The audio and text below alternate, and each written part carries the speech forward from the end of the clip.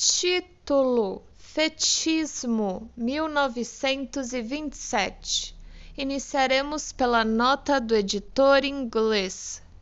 A presente tradução inglesa é uma versão modificada da publicada em 1950. Este artigo, terminado no fim da primeira semana de agosto de 1927, Jones, 1957, foi publicado quase simultaneamente no mesmo outono no Almanac 1928 e no último número de 1927 da Zeitschrift, em seu primeiro estudo sobre o fetichismo. Nos 3 ensaios 1905 Freud escreveu que nenhuma outra variação do instinto sexual que se aproxima do patológico pode reivindicar tanto nosso interesse quanto esta, e na realidade não poucas vezes, retornou à sua consideração. Nessa primeira descrição, ele não vai muito além de sustentar que a escolha de um fetiche constitui um efeito posterior de alguma impressão sexual, via de regra, recebida na primeira infância, ficando o tema também, nesse ponto, em alguns comentários de passagem ao fetichismo do pé, em seu estudo sobre a gradiva, 1907, um ano ou 2 mais tarde. Sua abordagem seguinte ao assunto parece ter se dado num artigo não publicado sobre a gênese do fetichismo, lido para a Sociedade Psicanalítica de Viena em 24 de fevereiro de 1909. Jones, 1955. Mas, infelizmente, não conseguimos acesso às atas da sociedade.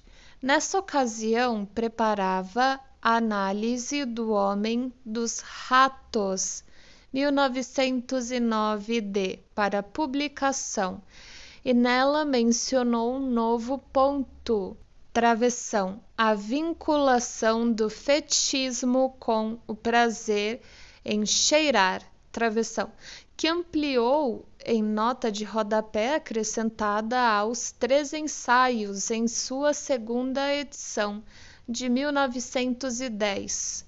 Mas, logo depois, uma nova e mais importante vinculação deve ter-lhe ocorrido, pois essa mesma nota de rodapé acrescentada continha a primeira afirmativa de que o fetiche representa o pênis que falta à mulher, que figurara de modo proeminente entre as teorias sexuais infantis, a que recentemente dedicaram um artigo. Essa nova explicação do fetiche foi também mencionada, como Freud observa na página 180 adiante, em seu estudo sobre Leonardo, 1910, publicado muito pouco depois da nota de rodapé aos 3 ensaios. A questão especial da origem do fetichismo do pé, mencionada no presente artigo, atraiu a atenção de Freud alguns anos depois. A 11 de março de 1914, leu para a Sociedade Psicanalítica de Viena outro artigo sobre um caso de fetichismo do pé. Este também não foi publicado, mas, dessa vez, Afortunadamente, possuímos um resumo dele, da autoria de Ernest Jones. A explicação da escolha do pé como fetiche travessão, uma abordagem aos órgãos genitais da mulher de maneira deslocada travessão, a que nele se chegou, foi publicada como acréscimo posterior, a mesma nota de rodapé aos 3 ensaios, em sua terceira edição de 1915. Outro caso clínico bastante semelhante foi comunicado muito sucintamente por Freud na Conferência 22 de suas Introductory Lectures, 1916 até 17.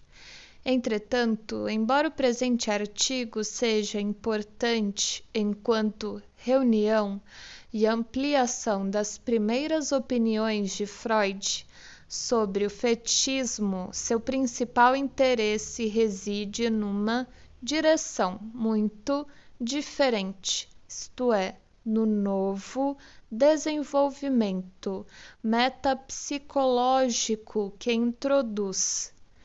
Por diversos anos, Freud utilizou o conceito de rejeição, Verlust, especialmente quanto às reações das crianças à observação da distinção anatômica entre os sexos. No presente artigo, baseando-se em observações clínicas recentes, apresenta razões para supor-se que essa rejeição necessariamente acarreta uma divisão no ego do indivíduo. No fim da vida, Freud retomou o tema e ampliou seu âmbito em artigo inacabado e póstumamente publicado sobre Splitting of the Ego in the Process of Defense, 1940 e 1938, e nos últimos parágrafos do capítulo 8 do Esboço de Psicanálise, 1940-1938. Entretanto, embora o fetichismo seja especialmente considerado em ambos esses trabalhos, Freud assinala aí que essa divisão do ego não é peculiar ao fetichismo, mas que, na realidade, pode ser encontrada em muitas outras situações em que o ego se defronta com a necessidade de construir uma defesa e que ela ocorre não apenas na rejeição, mas também na repressão. Agora iniciaremos o texto. Nos últimos anos, tive oportunidade de estudar analiticamente certo número de homens cuja escolha objetal era dominada por um fetiche. Não é preciso esperar que essas pessoas venham à análise por causa de seu fetiche, pois, embora sem dúvida ele seja reconhecido por seus adeptos como uma anormalidade, raramente é sentido por eles como o sintoma de uma doença que se faça acompanhar por sofrimento. Via de regra, mostram-se inteiramente satisfeitos com ele, ou até mesmo louvam o modo pelo qual lhes facilita a vida erótica. Via de regra, portanto, o fetiche aparece na análise como uma descoberta subsidiária. Por motivos evidentes, os pormenores desses casos não podem ser publicados. Não posso, portanto, mostrar de que maneira as circunstâncias acidentais contribuíram para a escolha de um fetiche. O caso mais extraordinário pareceu-me ser aquele em que um jovem alçou certo tipo de brilho do nariz a uma precondição fetichista. A explicação surpreendente para isso era de que o paciente fora criado na Inglaterra, vindo posteriormente para a Alemanha, onde esquecera sua língua materna quase completamente. O fetiche, originado de sua primeira infância, tinha de ser entendido em inglês, não em alemão. O brilho do nariz em alemão, Glanz auf der Nase, era na realidade um vislumbre, Glanz, do nariz.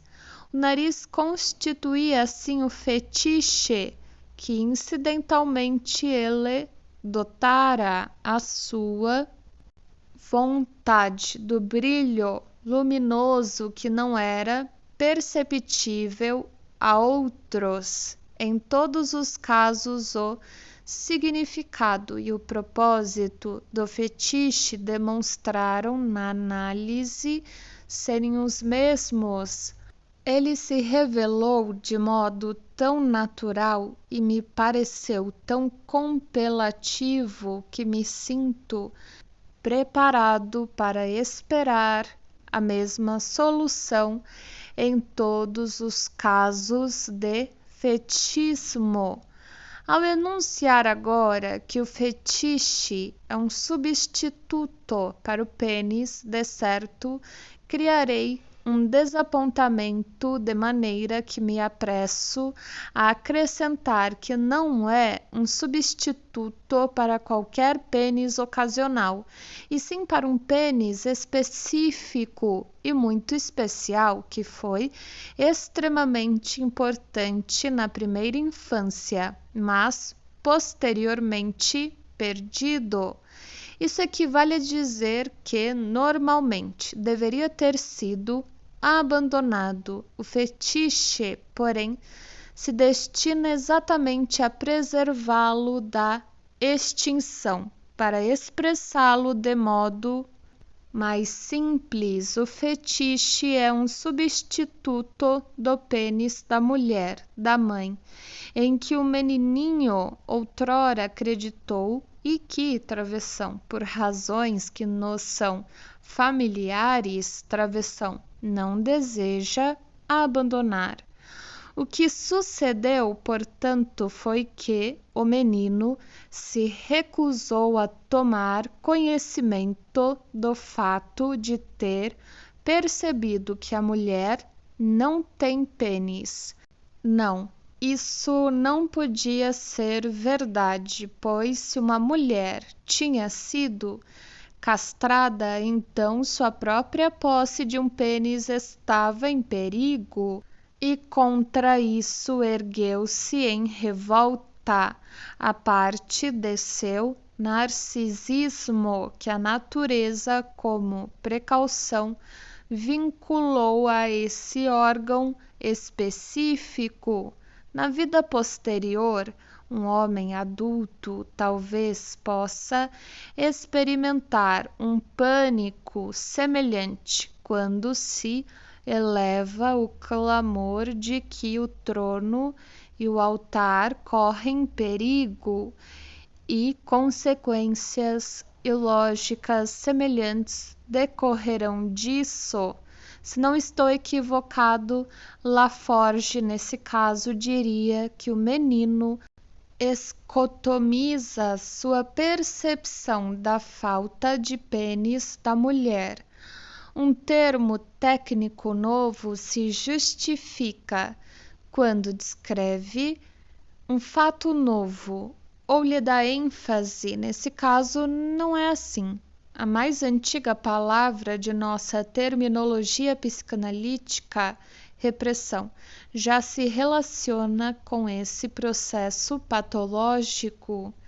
Se quisermos diferenciar mais nitidamente a vicissitude da ideia como distinta daquela do afeto, a reserva a palavra Verdrängung, repressão, para o afeto. Então, a palavra alemã correta para a vicissitude da ideia seria Verlangung, rejeição. Escotomização parece-me particularmente inapropriada por sugerir que a percepção é inteiramente apagada, de maneira que o resultado é o mesmo que sucede quando uma impressão visual incide sobre o ponto cego da retina. Na situação que estamos considerando, pelo contrário, vemos que a percepção continuou e que uma ação muito enérgica foi empreendida para manter a rejeição. Não é verdade que, depois que a criança fez sua observação da mulher, tenha conservado inalterada sua crença de que as mulheres possuem um falo? Reteve essa crença, mas também a abandonou no conflito entre o peso da percepção desagradável e a força de seu contradesejo. Chegou-se a um compromisso tal como só é possível sob o domínio das leis inconscientes do pensamento travessão, os processos primários. Sim, em sua mente a mulher teve um pênis a despeito de tudo, mas esse pênis não é mais o mesmo de antes. Outra coisa tomou seu lugar, foi indicada como seu substituto, por assim dizer, e herda agora o interesse anteriormente dirigido a seu predecessor.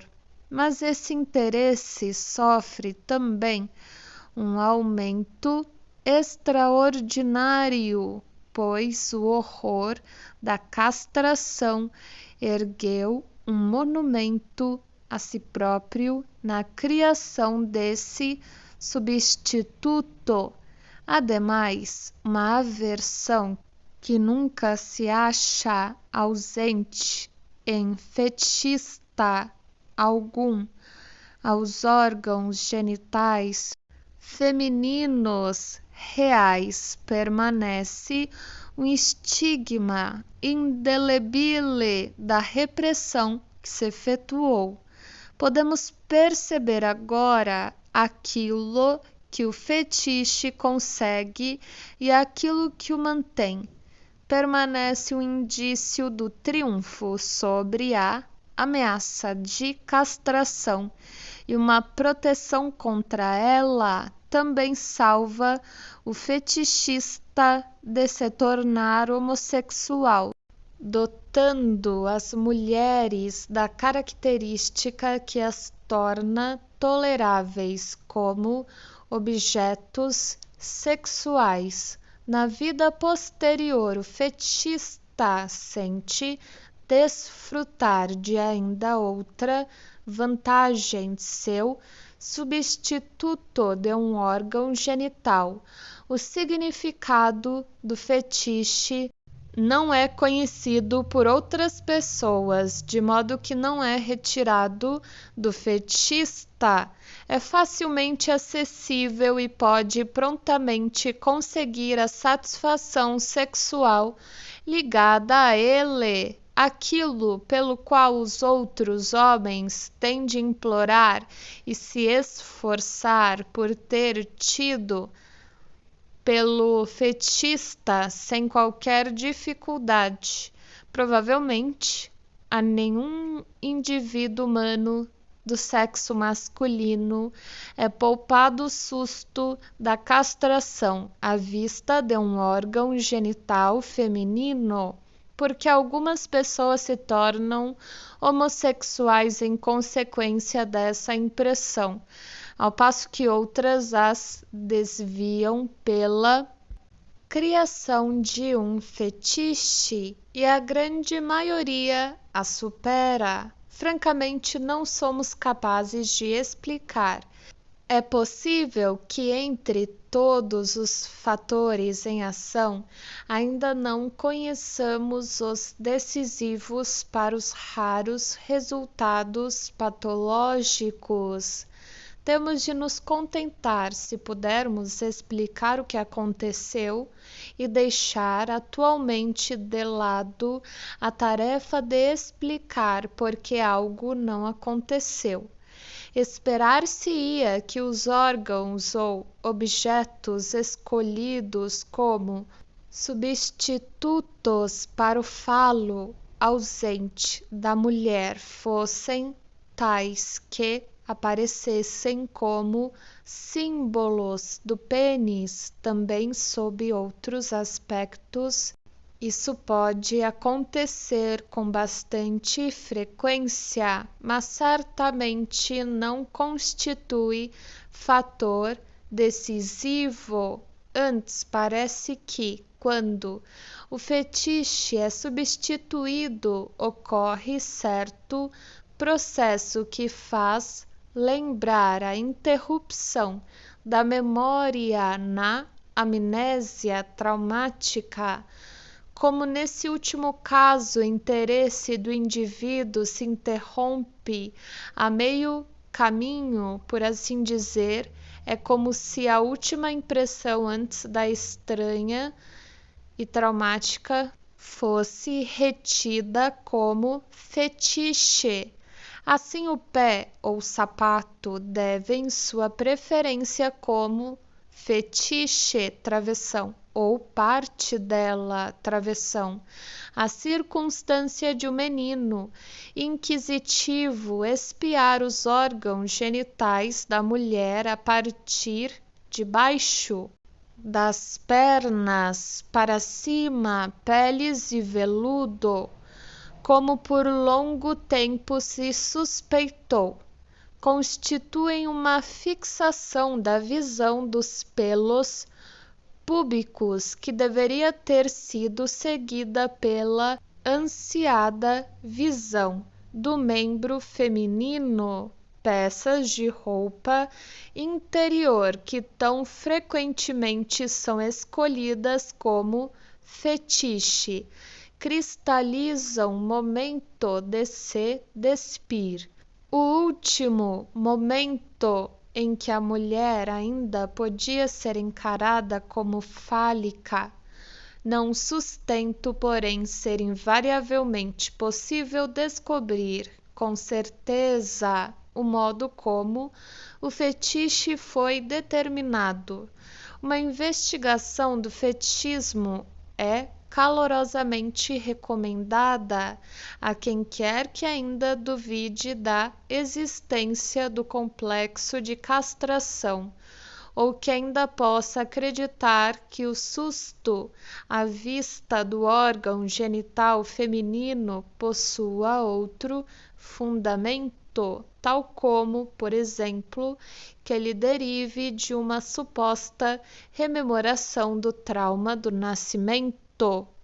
Para mim, a explicação do fetichismo possui também outro aspecto de interesse teórico. Recentemente, seguindo linhas inteiramente especulativas, cheguei à proposição de que a diferença essencial entre a neurose e a psicose consistia em que, na primeira, o ego, a serviço da realidade, reprime um fragmento do id, ao passo que, na psicose, ele se deixa induzir pelo id a se desligar de um fragmento da realidade. Retornei a esse tema mais tarde. Logo depois, porém, tive motivo para lamentar ter-me aventurado tão longe. Na análise de dois jovens, aprendi que ambos, travessão, um quando tinha 2 anos de idade e outro quando contava 10, travessão, não haviam conseguido tomar conhecimento da morte do querido pai. Haviam-na escotomizado e, contudo, nenhum deles desenvolvera uma psicose. Desse modo, um fragmento de realidade indubitavelmente importante fora rejeitado pelo ego, tal como o fato desagradável da castração feminina é rejeitado nos fetichistas. Também comecei a suspeitar que ocorrências semelhantes na infância de maneira alguma são raras e acreditei ter sido culpado de um erro em minha caracterização da neurose e da psicose. É verdade que havia uma saída para a dificuldade. Minha fórmula precisava apenas ser válida, onde houvesse um grau mais elevado de diferenciação no aparelho psíquico. Seriam permissíveis a uma criança coisas que acarretariam graves prejuízos a um adulto. Contudo, a pesquisa posterior conduziu-me a outra solução para a contradição. Tornou-se evidente que os dois jovens não haviam escotomizado a morte dos pais mais do que um fetichista escotomiza a castração feminina.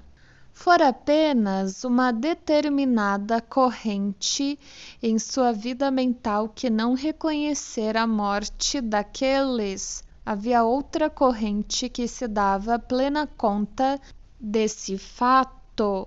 A atitude que se ajustava ao desejo e a atitude que se ajustava à realidade existiam lado a lado. Num de meus 2 casos, a divisão constituíra a base de uma neurose obsessiva moderadamente grave. Em todas as situações da vida, o paciente oscilava entre 2 presunções: uma de que o pai ainda estava vivo e atrapalhava suas atividades, outra oposta de que tinha o direito de se considerar como sucessor do pai. Assim posso ater-me à expectativa de que numa psicose uma daquelas correntes travessão a que se ajustava a realidade travessão esteja realmente ausente.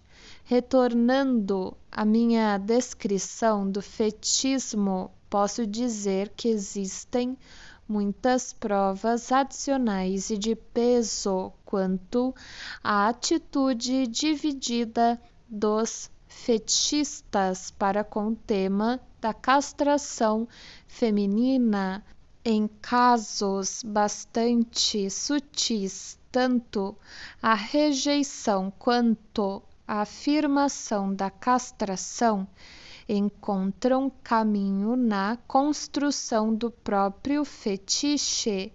Assim ocorreu no caso de um homem cujo fetiche era um suporte atlético que também podia ser usado como calção de banho. Essa peça cobria inteiramente os órgãos genitais e ocultava a distinção entre eles. A análise mostrou que isso significava que as mulheres eram castradas e que não eram castradas.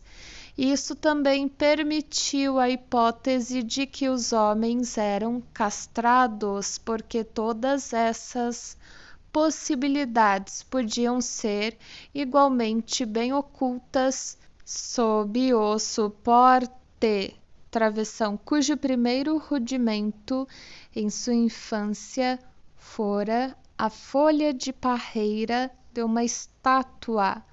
Um fetiche desse tipo, duplamente derivado de ideias contrárias, é naturalmente especialmente durável.